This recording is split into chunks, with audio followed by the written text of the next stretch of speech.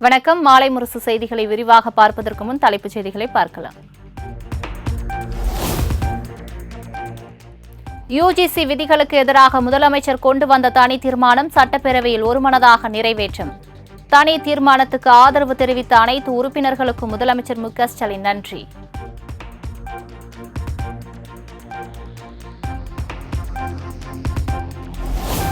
யுஜிசியின் நடவடிக்கை அரசியலமைப்பு கூட்டாட்சி தத்துவத்துக்கு எதிரானது என முதலமைச்சர் மு.க.ஸ்டாலின் குற்றச்சாட்டு. யுஜிசி விதி தமிழ்நாட்டின் உயர்கல்வி முறைக்கு பாதிப்பை ஏற்படுத்தக்கூடிய வகையில் அமைந்துள்ளதாக பேச்சு. மனம் மாறாவிட்டால் மக்கள் மன்றத்தையும் நீதிமன்றத்தையும் நாடுவோம் என்ற முன்னுரையுடன் இந்த தீர்மானத்தை நான் உங்கள் அனுமதியோடு முன்மொழிகிறேன்.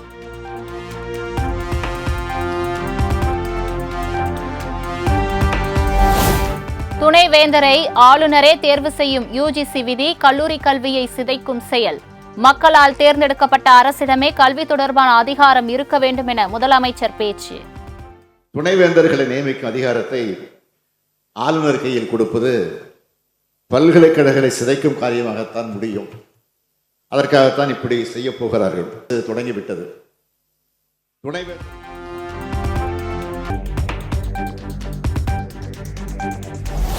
மாநில அரசு பல்கலைக்கழகங்களை மத்திய அரசின் கட்டுப்பாட்டில் கொண்டுவர நினைப்பது சுயநலம்.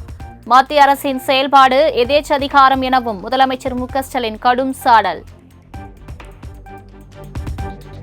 நூற்றாண்டு பெருமை கொண்ட கல்லூரிகளை அபகரிக்க எத்தனிப்பது அதிகார எதேச்சதிகாரம். மாணவர் நலனின் மனதில் கொண்டோ கல்வித்தரத்தை மேம்படுத்தவோ இந்த முயற்சி நடைபெறவில்லை.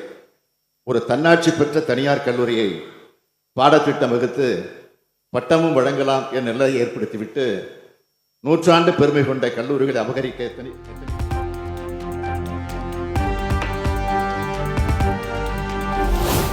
யுஜிசி விதிகள் தொடர்பாக முதலமைச்சர் கொண்டு வந்த தனி தீர்மானத்திற்கு அதிமுக ஆதரவு. பாமக, தமிழக வாழ்வுரிமை கட்சி, கம்யூனிஸ்ட், கொங்கு நாடு மக்கள் தேசிய கட்சி உள்ளிட்டவைகளும் ஆதரவு தெரிவித்தன.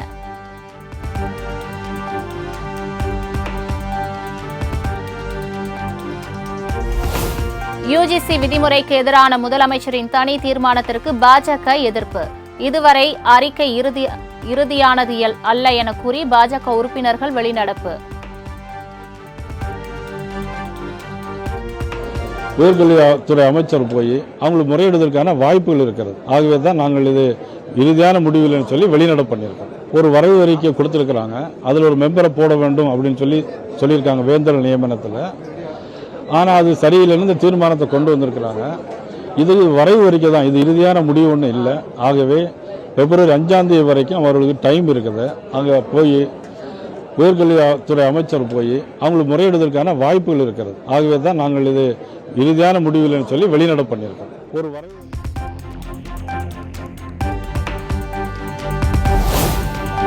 பொங்கல் பரிசு தொகுப்பு விநியோகத்தை தொடங்கி வைத்தார் முதலமைச்சர் மு.க.ஸ்டாலின். சென்னை சைதாப்பேட்டையில் சின்னமலை நியாய விலை கடையில் பயனாளர்களுக்கு தொகுப்பினை வழங்கினார்.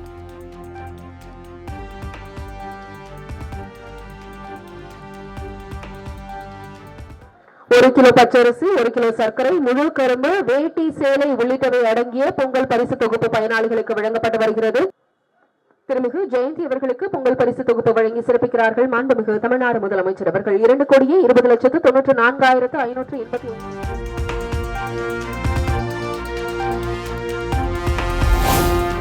சட்டப்பேரவைக்கு இன்றும் கருப்பு சட்டை அணிந்து வந்த அதிமுக உறுப்பினர்கள்.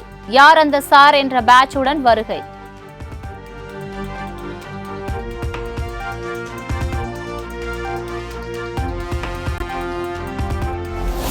கருப்பு சட்டை அணிந்தபடி சட்டப்பேரவையில் நிகழ்வில் கலந்து கொண்டுள்ள அதிமுக உறுப்பினர்கள் நேரலையில் காட்டாததால் மீண்டும் சர்ச்சை.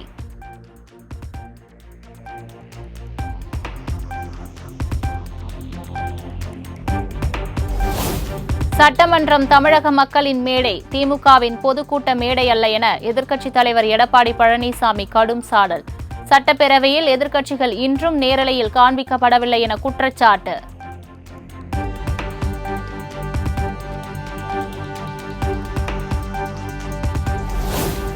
சென்னை நீலாங்கரையில் உள்ள சீமான் வீட்டை முற்றுகையிட்டு தந்தை பெரியார் திராவிடர் கழகத்தினர் முழக்கம். பெரியார் குறித்து அவதூறு பரப்பியதாக நடைபெற்ற போராட்டத்தில் நாம் தமிழர் கட்சி நிர்வாகியின் கார் கண்ணாடி உடைக்கப்பட்டதால் பரபரப்பு.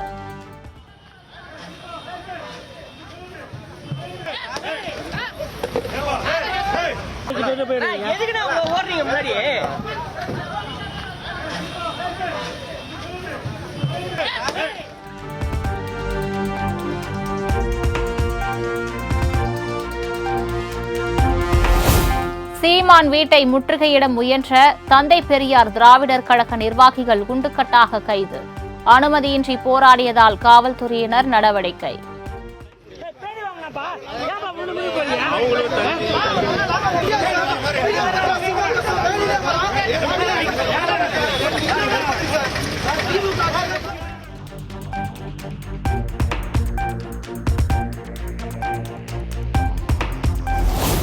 பெரியார் குறித்த அநாகரிக பேச்சுக்கு ஆதாரம் தரும் வரை சீமானை எங்கும் நுழையவிட மாட்டோம். தந்தை பெரியார் திராவிடர் கழக பொதுச் செயலாளர் ராமகிருஷ்ணன் திட்டவட்டம். ஆதாரம் இல்லாத பேச்சை உலகம் முழுவதும் உள்ள மக்களுக்கு பெரியாரை கொச்சைப்படுத்துகிற வகையிலே அவர் சொல்லியிருக்கிறார்.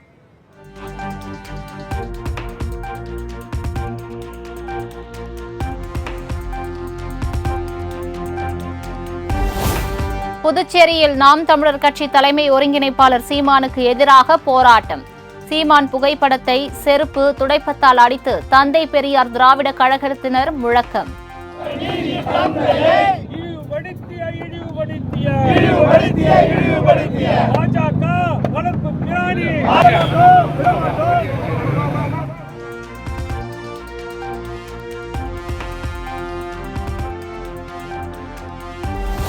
பெரியாரையும் அம்பேத்கரையும் ஒப்பிடுவது தவறு என நாம் தமிழர் கட்சி ஒருங்கிணைப்பாளர் சீமான் சாடல். பெரியார் வாய்க்கு வந்ததை பேசுபவர், அம்பேத்கர் உலகம் போற்றும் தலைவர் எனவும் பேச்சு. அம்பேத்கரையும் பெரியாரையும் ஒப்பிடுறது மாதிரி ஏதாவது ஒண்ணு இருக்கா? ஒரு முரண் இருக்கா? சிலைய ரெண்டு ஒன்னா வச்சா ஒன்னாயிருமா? ரெண்டு பேர் சிந்தனை ஒன்னா. ஆனால் அம்பேத்கர் உலகத்துல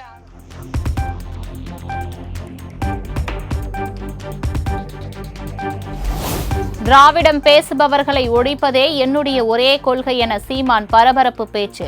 திராவிடர்கள் திருடன் என்பதால் தான் தனது கருத்துகள் மாறுபடுவதாகவும் சீண்டல்.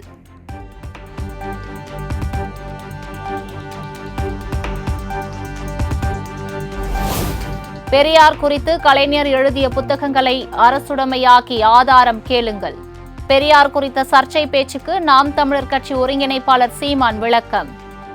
வெளியிடுங்க, நான் எடுத்தாரேன் ஆதாரம். இப்ப நான் வெளியிட்டு இருக்கிறோம்ல, நாங்க என் பிள்ளைகள் வெளியிட்டு அந்த ஆதாரம் பத்தல அப்படின்னா நீங்க அரசுடமே ஆக்கிட்டு சரியான ஆண்மக்கள்.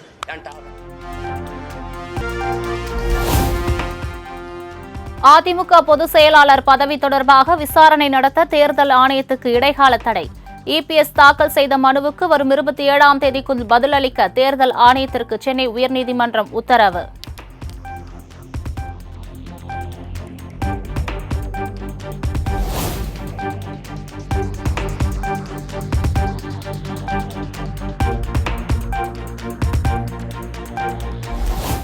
நாளை தமிழக வெற்றிக் கழகத்தின் மாவட்ட செயலாளர்கள் கூட்டம். புதிதாக தேர்வு செய்யப்பட உள்ள மாவட்ட செயலாளர்களுக்கு விஜய் அழைப்பு.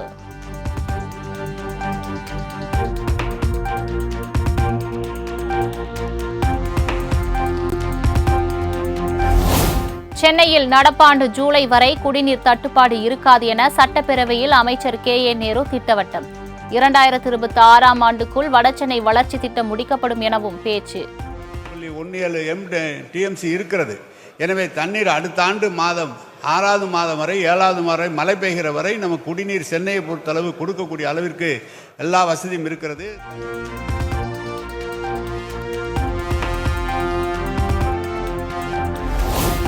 வேளச்சேரியில் கழிவுநீர் கால்வாய் அமைக்கும் சாத்தியக்கூறுகள் இருந்தால் நிதி நிலைமையை கருத்தில் கொண்டு முடிவெடுக்கப்படும். சட்டப்பேரவையில் MLA ஹசன் மௌலானா கேள்விக்கு அமைச்சர் KN நேரு பதில்.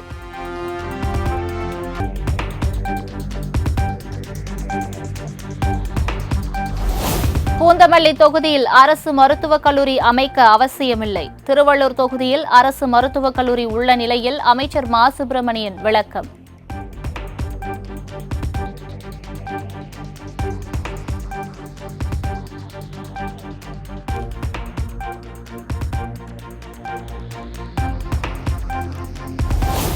அத்திக்கடவு அவிநாசி திட்டம் இரண்டை விரைந்து செயல்படுத்த வேண்டும் என அதிமுக முன்னாள் அமைச்சர் SP வேலுமணி கோரிக்கை. முன்னுரிமை அளிக்கப்படும் என அமைச்சர் துரைமுருகன் பதில். உறுப்பினருடைய கேள்வி எனக்கு டீட்டெயிலாக புரியாவிட்டாலும் நீங்கள் சொல்லுகிறீர்கள் என்ற காரணத்துக்காக முன்னுரிமை அடிப்படையில் அதை நான் எடுத்துக்கொள்வேன். மாண்புமிகு உறுப்பினர் கிரி.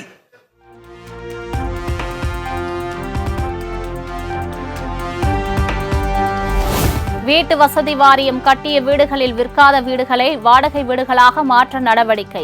சட்டப்பேரவையில் அமைச்சர் முத்துசாமி விளக்கம். பயன்படுத்தப்படாமல் விற்கப்படாமல் இருந்தது. அது ஒரு தனி முயற்சி எடுத்து ஏறத்தால் 2512 வீடுகள் விற்கப்பட்டிருக்கிறது. மேலும் விற்கப்படாத வீடுகளை வாடகை வீடுகளாக மாற்றுவதற்கான நடவடிக்கை எடுக்கப்பட்டிருக்கிறது. ஏற்கனவே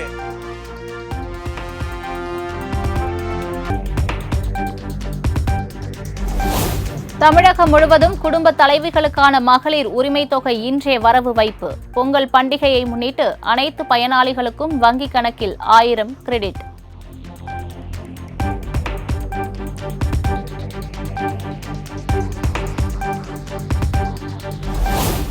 நகரத்தில் மட்டும் வளர்ச்சி குவியக்கூடாது என தொழில்நுட்ப உச்சி மாநாட்டில் முதலமைச்சர் மு.க. ஸ்டாலின் பேச்சு.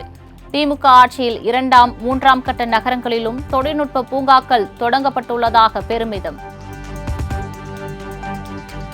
உண்மையான வளர்ச்சின்னா அது சமச்சீரானதா, பரந்துபட்டதா இருக்கணும்.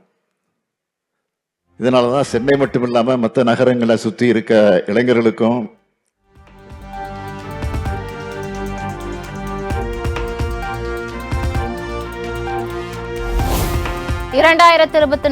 ஆண்டு 33,554 என்ற அளவுக்கு இ-சேவை மையங்கள் 2 மடங்கு அதிகரிப்பு. இ-சேவை மையங்கள் போன்ற வழிமுறைகளால் 1.5 கோடி பேர் பயனடைவதாக முதலமைச்சர் பேச்சு.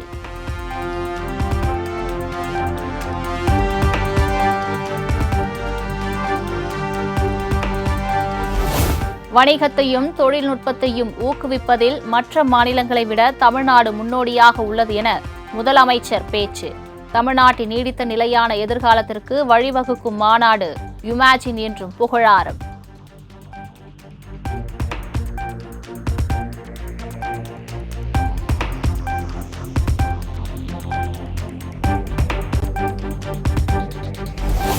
சென்னை நந்தம்பாக்கத்தில் 2 நாட்கள் நடைபெறும் யுமேஜின் தகவல் தொழில்நுட்ப உச்சி மாநாட்டை தொடங்கி வைத்து முதலமைச்சர் மு.க. ஸ்டாலின் தகவல் தொழில்நுட்பம் தொடர்பான அரங்கத்தையும் திறந்து வைத்தார்.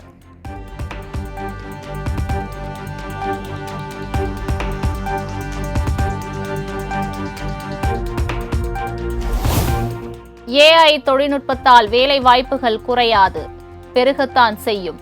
டிஜிட்டல் குற்றங்களை தடுப்பதற்கான தொழில்நுட்பங்களையும் வலுப்படுத்த வேண்டும் என முதலமைச்சர் பேச்சு. இதனால் வேலை வாய்ப்புகள் குறையாது, மேலும் வேலை வாய்ப்புகள் பெருகத்தான் செய்யும்னு தெளிவா பேசியிருக்கிறார். எல்லா இடத்துலையும் பேசப்படும்.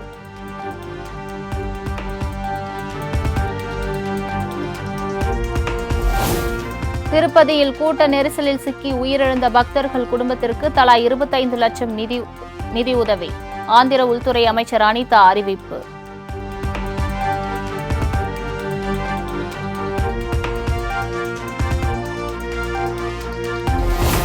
திருப்பதியில் கூட்ட நெரிசலில் சிக்கி உயிரிழந்த சேலத்தை சேர்ந்த பெண்ணின் குடும்பத்திற்கு முதலமைச்சர் மு.க. ஸ்டாலின் ஆழ்ந்த இரங்கல். அவரது குடும்பத்திற்கு 2 லட்சம் ரூபாய் நிவாரணம் வழங்கவும் உத்தரவு.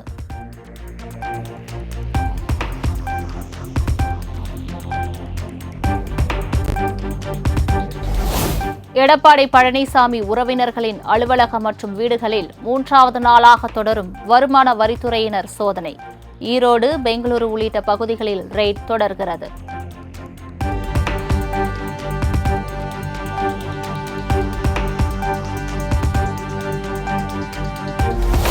அதிமுக முன்னாள் அமைச்சர் சி விஜயபாஸ்கர் வருமானத்திற்கு அதிகமாக சொத்து சேர்த்ததாக தொடரப்பட்ட வழக்கு விசாரணையை வரும் 24ஆம் தேதிக்கு ஒத்திவைத்தது புதுக்கோட்டை முதன்மை சார்பு நீதிமன்றம்.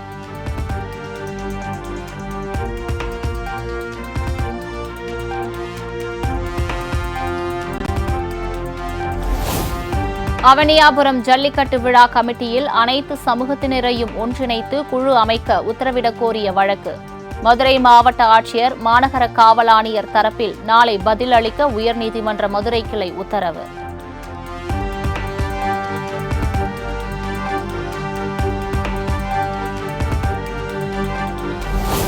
நெடுந்தீவு அருகே கடலில் மீன்பிடித்துக் கொண்டிருந்த நாகை மீனவர்கள் 10 பேர் கைது. எல்லை தாண்டி நுழைந்ததாக இலங்கை கடற்படையினர் மீண்டும் அட்டூழியம்.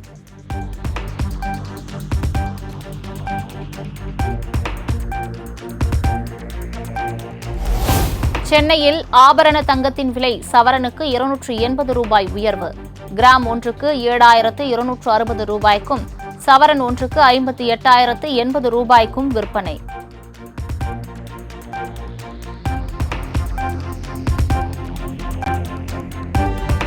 குரூப் 4இல் கூடுதலாக 41 காலி பணியிடங்கள் சேர்க்கப்பட்டுள்ளதாக டிஎன்பிஎஸ்சி அறிவிப்பு.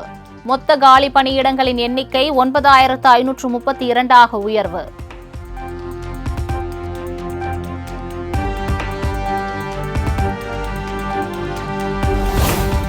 சென்னை லயோலா கல்லூரியில் சமத்துவ பொங்கல் விழா கோலாகலம்.